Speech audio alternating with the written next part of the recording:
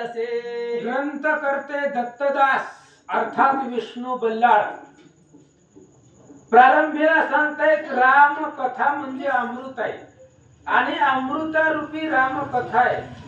जर ऐकली गेली तर जन्म मरण 84 लाख योनी जे आहेत त्या सगळ्यामधून उद्धार होतो आणि 84 लक्ष योनी चुकवण्यासाठीच रामाचं चरित्र आहे. म्हणून ऐका कलियुग हेच साधन आणि गण लागे योग्या घवन मुखे करीत नाम उच्चारण सकळ पातके दग्ध होती. कलियुगामध्ये मुख्य साधन आहे एकले एक जयाचे नाम महादोष करी भस्म कलियुगी साधनांचे नाही काम श्रीराम नामा वाचोनिया. भावार्थ रामायणामध्ये एकनाथ महाराज सांगतायत न लगती सायास जावे वनांतरा सुखी येतो घरा नारायण. म्हणून कलियुगामध्ये मुख्य साधन आहे भगवंताचं स्मरण करा. दिवसे दिवस नाम घेता बुद्धी परते तत्वता अधिक उत्सुकता प्राप्त होय सहजची. अहो रामचंद्राचं स्मरण केले की बुद्धीमध्ये बदल होतो. बुद्धीमध्ये वाईट विचार येत नाही तर द्वैत येत नाही कुणाचा द्वेष करायचा येत नाही बुद्धी बदलली जाते. आणि जसं जसं रामाचं स्मरण बुद्धीला अंतःकरणाला होईल तसं तसं बुद्धी पालटली जाते असं सांगतात. मग नवविधा भक्ती आपोआप अंगी बांधती क्षमा दया आणि शांती वृत्ती लागी येती पै. आणि रामचंद्राच्या स्मरणामध्ये जे सामर्थ्य आहे नवविध भक्ती आहे त्याच्यामध्ये श्रवण कीर्तन स्मरण अर्चन अशा प्रकारच्या नवविध भक्ती आहे आणि त्या भक्ती अंगामध्ये बांधल्या जातात. एवढंच नाही तर दया क्षमा शांती हे सगळं अंगामध्ये रामचंद्राच्या स्मरणानं तयार होत असं सांगतात. ऐसे झाली आज सकळ जग राम रूप दिसे मग मृत्यू लोक जन्मून दुःख भोग भोगणे चुकल सहजची. जर रामरूप वृत्ती झाली सर्व इंद्रियाच्या ठाई राम कोंडला तुझे ठाई रामा वाचून नेनसी काही मनोडी पायी विनवित. जर अशी अवस्था झाली तर सगळं जग रामरूप दिसत आणि जग रामरूप दिसल्यानंतर ना मृत्यू लोकांमध्ये जन्मल्यानंतर जो काय दुःख भोग आहे तो दुःख भोग सहज चुकेल. म्हणून राम स्मरण करा. आसो मागिला द्याई अरण्यक वर्णोनी राम कथानक सुमतीशी प्रश्न करी देख तुम्ही कोण म्हणून या. असं पाठीमागच्या अध्यायाचं अनुसंधान आहे.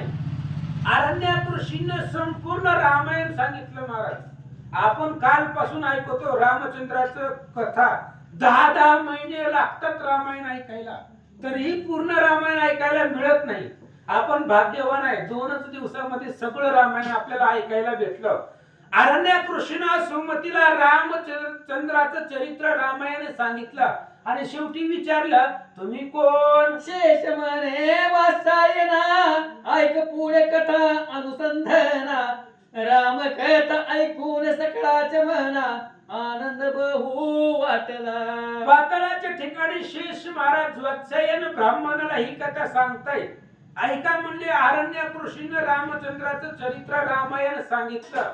रामायण ऐकल्यानंतर ना शत्रुघ्न असेल हनुमंत असेल बाकी सुमती सहित सर्वांना आनंद वाटला. शत्रुघ्नादी म्हणत्यारण्य प्रती तुमच्या दर्शने पाप हरती आम्हाला गुण आज निश्चिती लाभ थोर झाला. आणि शत्रुघ्न महाराजांना बोलू लागले महाराज काय भाग्यवान आहेत आम्ही सहज तुमच्या आश्रमामध्ये आलो आणि अख्खं रामायण आम्हाला ऐकायला भेटलं.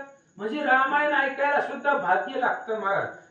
आणि असं असणारं परम पवित्र रामायणाची कथा तुम्ही सांगितली म्हणून आम्ही भाग्यवान आहे. शत्रुघ्न सांगतात आता ऐके वर्तमान ब्रह्महत्या झाली म्हणून यज्ञ करी तर रघुनंदन अयोध्या नगरी माझारी. आता ऐका महाराज तुम्ही विचारलंय आम्ही कोण आहे.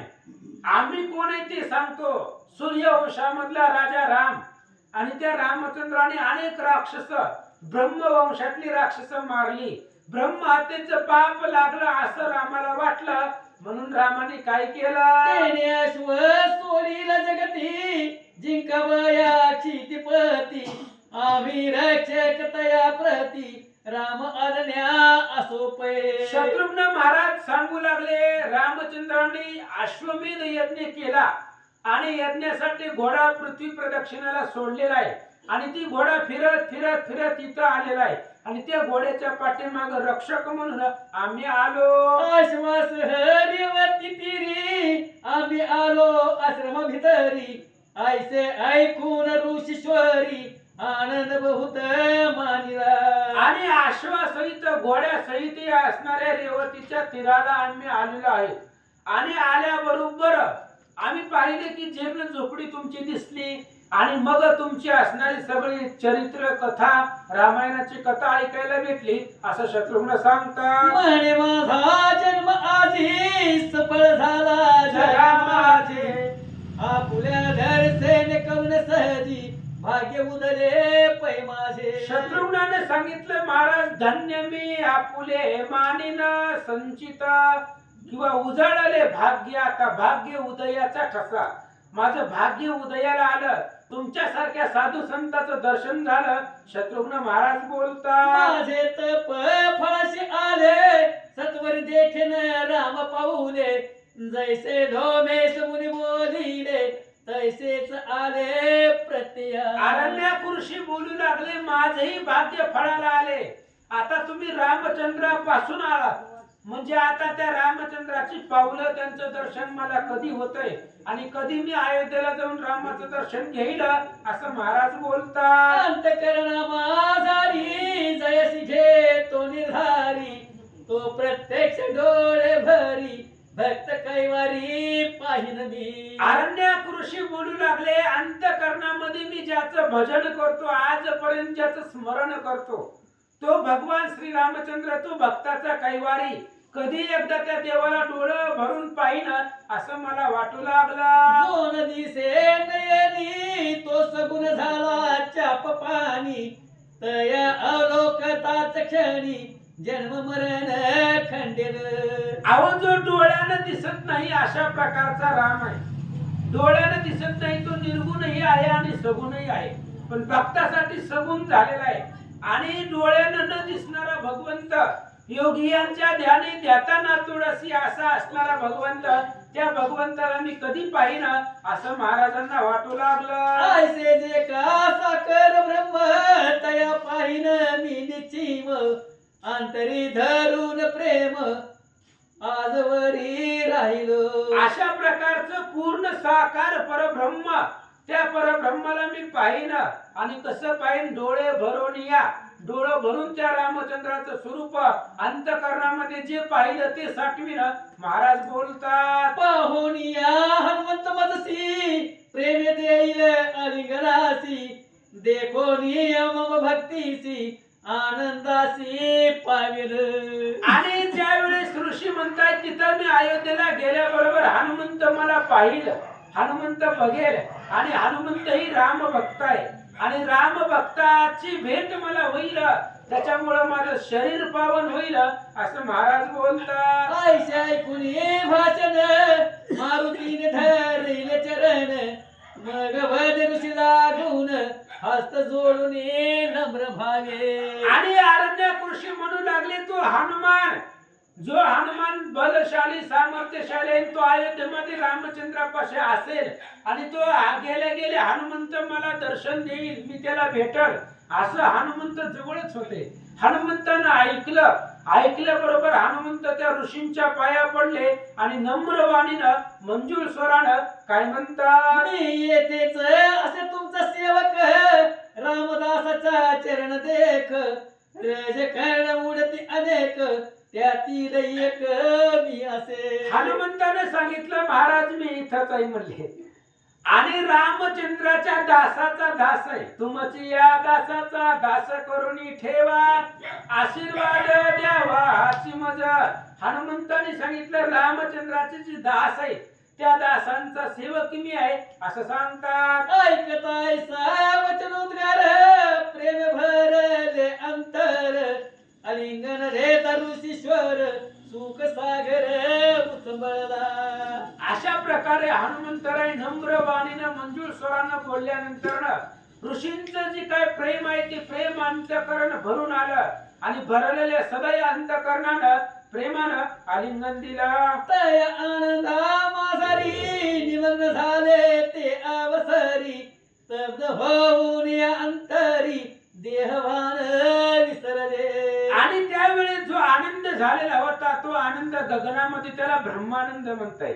आणि तो ब्रह्मानंद ऋषींना हनुमंताला झाला त्याच्यामुळं आनंद त्या ठिकाणी प्राप्त झाला असं सांगतात. जैसी लेपिली चित्रे झाल नाम रूप तया असून न करती चलन वलन तैसे झाले दोघेही. दोघही एकमेकाला राम भक्त आहेत आणि राम भक्ताला भेटल्याबरोबर तो सुख सोहळा काय वाणू. राम भक्तांच्या भेटी झाल्यानंतर जो आनंद आहे तो आनंद शब्दामध्ये सांगता येत नाही महाराज. राम भक्तांमध्ये ती गोडी आहे. राम भक्त काही कोणी पाहुण्यातला नसतो, आपल्या सोयऱ्यातला नसतो, अनोळखी असतो, पण फक्त रामचंद्राचा भक्त आहे म्हणून त्याला भेटण्यामध्ये आनंद वाटतो. आणि त्या राम भक्ताला भेटल्यानंतर जो आनंद होतो तो आनंद पूर्ण ब्रह्मांडामध्ये समावित नाही. आज हनुमंत आणि आरण्यक ऋषी भेटले, भिंतीवरती चित्र काढलेलं असावं, त्या चित्राला नावं द्यावी, पण चित्र जसं हालत नाही तसं तटस्थ दोघे जण राहिले. काही अवकाशे करून पूर्वस्थिती पावले जाण मग राम कृपा करीती वर्णन प्रेम भरे करुणिया. आणि काही वेळ त्या ठिकाणी तटस्थ राहिले, एकमेकांना भेटले. काही वेळ चलन वलन थांबले गेलं आणि काही वेळानं पुन्हा त्या ठिकाणी सावध झाले आणि प्रेम भराचं आलिंगन एकमेकांना दिलं. मग शत्रुघ्नादी सकल वीर अनुक्रम करीती नमस्कार ऋषी लागे हनुमंत वीर नाम खुना सांगे सकळाच्या.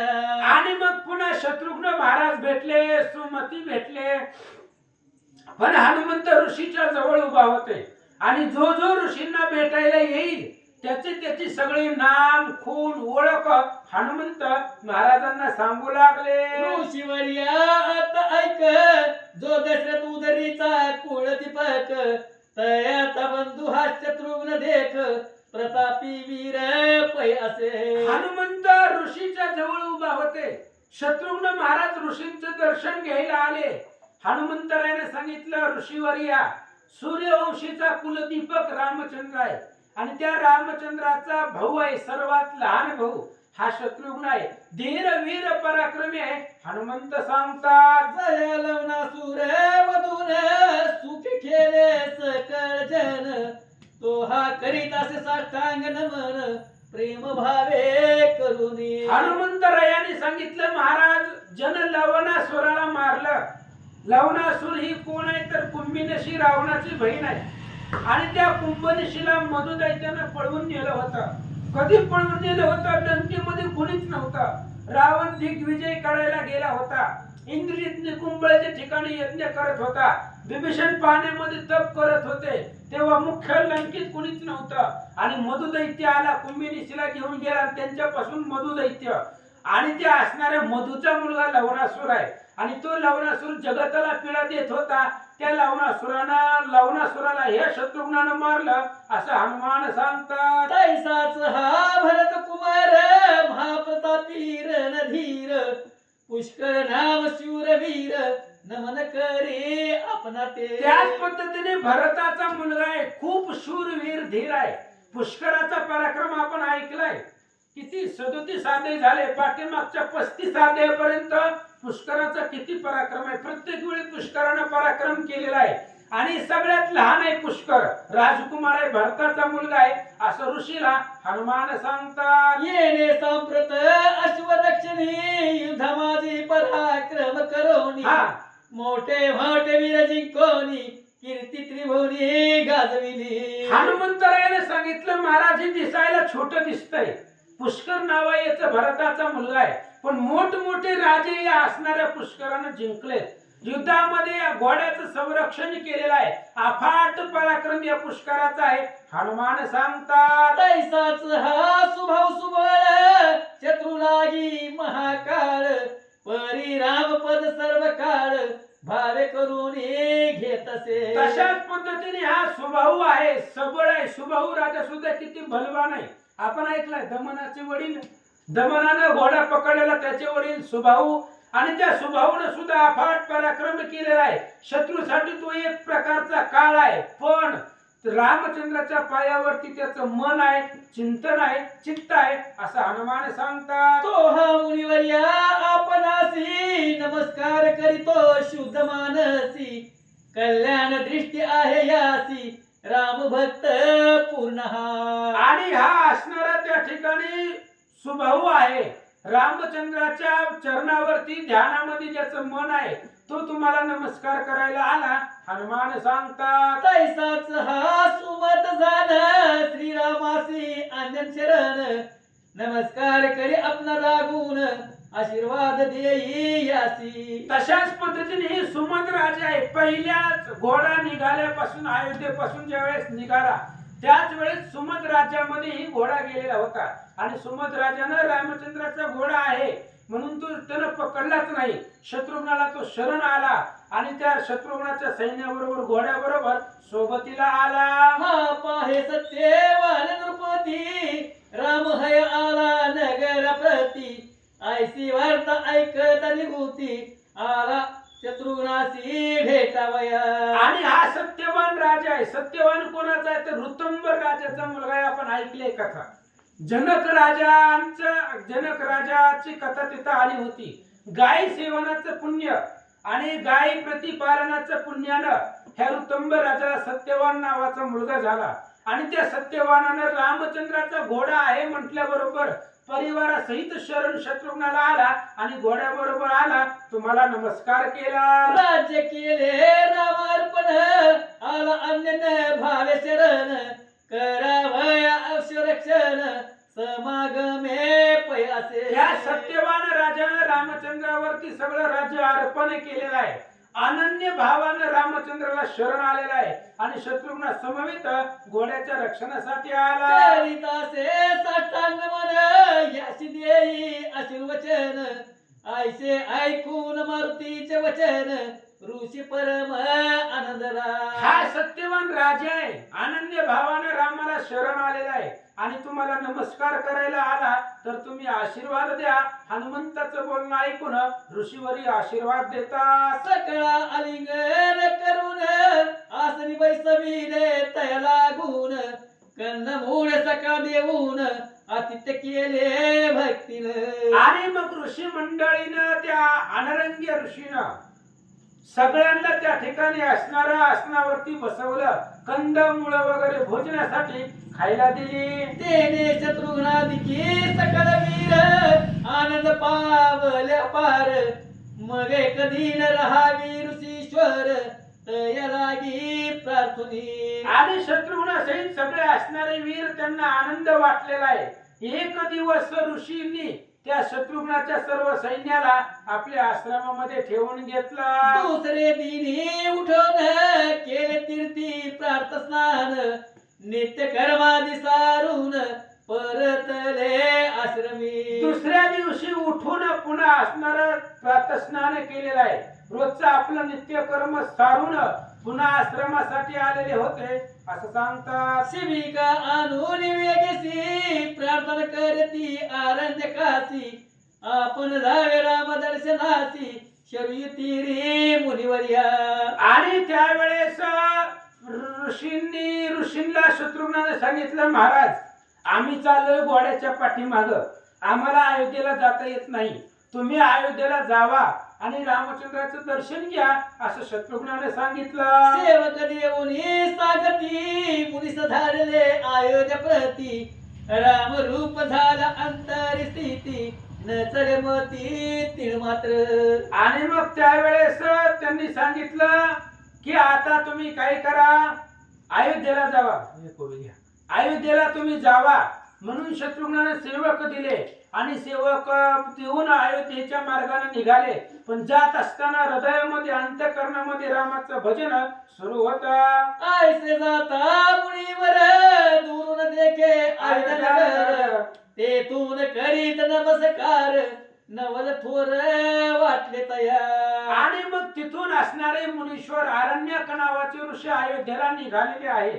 अयोध्येला जात असताना रामचंद्राची जी काय अयोध्या नगरी आहे ती अयोध्या नगरी दुरूनच पाहिलेली आहे. आणि अयोध्या नगरी पाहिल्याबरोबर एक नवल घडलेला आहे. आता काय नवल घडलं आपला झालाय टाइम 9:30 वाजल्या. त्याच्यामुळे आता उद्याच्याला पाहू आरण्य ऋषीला अयोध्येमध्ये काय नवल दिसलं ते सुंदर चरित्र भगवंताचं. पुढाई का कुंडली कवदारी विठ्ठल श्री ज्ञानदेव तुकाराम पंढरीनाथ भगवान की जय. प्रभू श्री रामचंद्र भगवान की जय. पवन सुत हनुमान की जय. अवधूत चिंतन श्री गुरुदेव दत्त वासुदेव हरी. कैसे जाणून दया सागरा पूजिले सकळ ऋषीश्वरा. तेने पाप संवारा उशीर काही न लागे. अशा पापाचा नाश संहार करण्यासाठी अनेक ऋषीमुनी बसले. सगळ्यांची पूजा यथासांग केले. ऋषीची पूजा करणं म्हणजेच पापातून मुक्त आहे. अशा प्रकारे पूर्व रामचंद्राने सर्व ऋषींची आणि आर्य ऋषींची पूजा केली म्हणतात. आपण बोलिला सत्य वचन ब्रह्महत्या घडली म्हणून करावय पाप दहन यज्ञ करीतो हे अहो पूर्व रामचंद्र बघा देवाला देव सुद्धा म्हणताय देवा माझ्या हातून चूक झाले ब्रह्माचं पातळ लागलं आणि त्या पापातून मुक्त होण्याने मी हा यज्ञ मांडला आहे. अशा प्रकारे पूर्व रामचंद्र त्या ऋषीला सांगू लागले. परी मज आश्चर्य वाटे तव नामे बंधन तुटे.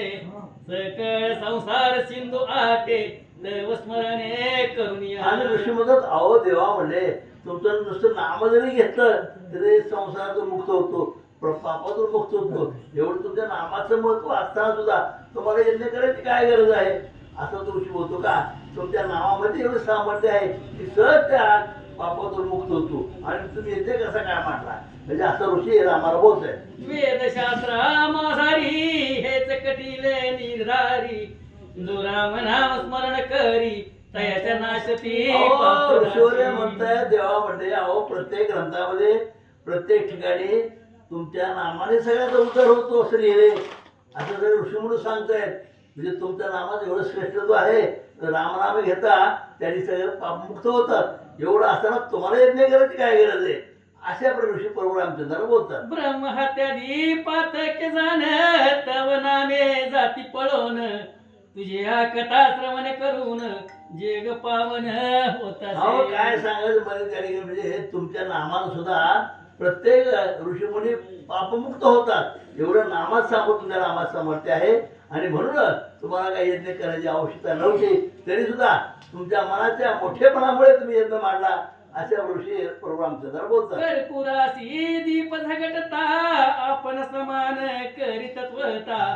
पुसोनी टाकी तयाची देहता तैसे या ठिकाणी ग्रंथकर्त्याने दृष्टांत दिला की ज्यावेळेस आपण कापूर लावतो त्याला आग्नी लावतो तो कापूर कसा होतो त्या अग्नीमध्ये मिसळून जातो तंद्रीण होतो.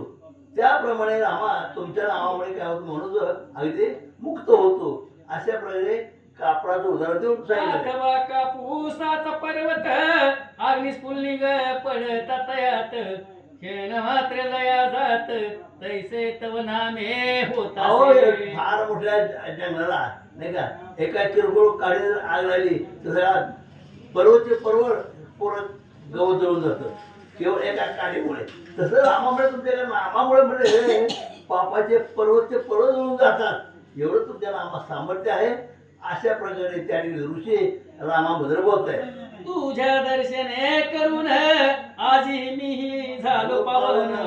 ऐसे असता तू लागून हत्या दोष अरे देवा म्हणजे मी लांबून आलो तुझ्या दर्शन आलो तुझं दर्शन घडलं आणि दर्शन घडल्याबरोबर मी काय झालो म्हणजे पापमुक्त झालो धन्य धन्य झालो असे आपण ऋषी त्या ठिकाणी बोलायले. ऐकोनी तयाचे भाषण योग्य योग्य म्हणती ऋषी जन. धन्य याची भक्ती पूर्ण रामरूपी. ज्यावेळेस त्या ऋषीने रामाच्या गुणाचं वर्णन केलं त्याच्या नामाचं मत सांगितलं बाकी ऋषी म्हणजे सगळं बसले होते. वा वा म्हणजे बरोबर आहे म्हणजे तुम्ही बोलता तेच बरोबर आहे. रामाच्या नामामध्ये एवढी ताकद आहे की सगळे पाप भस्म होऊन जातात. म्हणून धन्य धन्य ऋषीवर म्हणजे अशा प्रकारे बोलू लागले. नसे द्वैत्य मानसी रामरूप मानी जगासी धन्य मुनीवर तेजोरासी स्तवन करीती सकळी आणि अशा सर्वांनी परमहंसाचं नावाचं स्तवर स्तुती केली आहे, कौतुक केलेलं आहे. आणि अशा प्रकारचा अरे या थोडं राहिले घ्या 5 वेळा राहिले. असं आहे आपण. घ्या, घ्या. मला वाटलं हा चला घेऊ. नागेश म्हणे वाशयना नवल वर्तले तया स्थाना अनेक वरे सकळ मुनी जना आजी धन्य झालो आणि मी. नागेश नावाचा एक ऋषी आहे नाही का, तो कथा सांगतो मुनिवर्याला. आणि अशा प्रकारे ते ऋषी ही जी रामायणाची कथा आहे ती ते आपल्याला सांगतो. अशा प्रकारे या ठिकाणी सांगितलेलं आहे. पुढं परी मज वाटे राम रूपासी मिळून जावे वेगेसी इतके वदता त्या समयासी चमत्कार झाला. आणि अशा प्रकारे बघता बघता ऋषीवर रामाला भेटलेले नाही का. आणि तो ऋषी सांगतो ग्रंथ करते किंवा आता पुढे काय घडतं चमत्कार त्यापासून सावच्छता ऐकावं अशा प्रकारे बोलत आहे. तयाचा मस्तक स्फोट होऊन ते ज्योतिरूपात पाहून राममुखी प्रवेशले. आणि अशा प्रकारे कोणाचं पुढे जावं, कोणाच पुढे जावं. त्या आरण्यक ऋषीच्या मस्तकी झालं. हा, मग तो अरण्य ऋषीच भेटायला आला होता. त्या ठिकाणी तो प्रभुरामचंद्राच्या हृदयामध्ये विलीन झाला. थोडक्यात आपला पुढं सर्व लोका देखता अश्रुत वर्तली हे कथा मुनी जने डोलविली माता आश्चर्य वाटले. हा, धन्य धन्य ऋषीवर यामुळे तुम्ही त्याला रामाची भेट झाली नाही का. त्यामुळे इतर जे ऋषीमुनी बसले होते ना, राम बसले होते, यज्ञ होती, लक्ष्मण होते, अनेक ऋषी बसले होते. ते हा आला भेटला आणि स्वतःचं कल्याण करून घेतलं असं या ठिकाणी सांगतात. वर्तिका दीपा भेटू जाता स्वयं दीपत्व पावत अथवा नदी सागरी धावत सागर तो पावे सहजची. ज्याप्रमाणे एखादी नदी समुद्रात जाऊन मिळावी आणि एकरूप हवी त्याप्रमाणे हा ऋषी परशुरामचंद्र भेटला आणि परशुरामचंद्राच्या हृदयामध्ये विलीन झाला अशा प्रकारे सांगतात. तैसे झाले अरण्यकासी देवाश्चर्य करती मानसी वाद्य वाजते आकाशी दुदंगी अरण्यक नावाचा ऋषी आहे आणि त्याचं कल्याण झालं. परशुरामचंद्राच्या हृदयामध्ये प्रवेश झाला अशा प्रकारे सगळ्याला आशीर्वाद सगळे त्या अरण्यक ऋषी कौतुक करून राहिले आहे. एकची झाला जय जयकार सुमने घेऊन सूरवर वर्षो लागले अपार आनंद पार असेच ना. प्रभू रामचंद्र भगवान की जय. अशा प्रकारे सर्वांनी स्तुती केली. जय गोष्टीला पुरांचा वर्षाव झाला आणि तो ऋषी पावन झाला असं या ठिकाणी बोलतात. सकळ म्हणती धन्य ऋषी पावला असे योग्य पदासी शरण रात राघवासी आईची प्राप्ती होत आणि प्रभू रामचंद्राला शरण झाल्यानंतर त्याचं प्रत्युत्तर झालं, ऋषी पावन झाला. आणि म्हणून म्हणतात अशा प्रकारे आपण जर रामाला शरण गेलो तर आपलंही कल्याण होतं असं ग्रंथकर्ते बोलतात. जे ही कथा ऐकती श्रवणी भक्तिभावे आदरोनी राम कृपाळ होऊनी मुक्त करील औषध पण आमचे प्रकाश आले आणि कथा ऐकायला भेटले. ग्रंथकर्ते म्हणतात जर नुसते 2 शब्द जरी कानावर पडले तर तो पावन होतो. अशा प्रकारे ग्रंथकर्ते या ठिकाणी श्रोत मंडळीला अगदी धन्यवाद देतात. आता पुरीला ध्यायी कथन योगिनी नेहिल अश्व लागून ते शत्रू नवीर जाऊन तया लागी. आता हा घोडा पुढे चाललाय, पुढच्या नगरामध्ये जाईल आणि नगरात गेलं ते त्या ठिकाणी राजा ऋषी ते धरेल आणि शत्रूने ते सोडून होईल. अशा प्रकारची कथा पुढच्या अध्यायामध्ये आहे. त्या ठिकाणी ग्रंथकर्ते बोलतात. ती कथा गोळासे श्रवण करिता मन उल्हासे तयासी योगिनीचे भय नसे सत्य. आता पुढे कथा गोड आहे, सावचेतन ऐकावं, कथा ऐकलं आपलंही कल्याण होतं, आपण पावन होतो अशा प्रकारे ग्रंथकर्ते आपल्याला सांगतात. इथे श्री पद्म पुराण पाताल खंडे शेष वासायन संवादे रामाश्वमध्ये अनेक मुने विष्णू लोक गमन कोंडली गौरहर विठ्ठल श्री ज्ञानदेव सुभाष पंढरीनाथ भगवान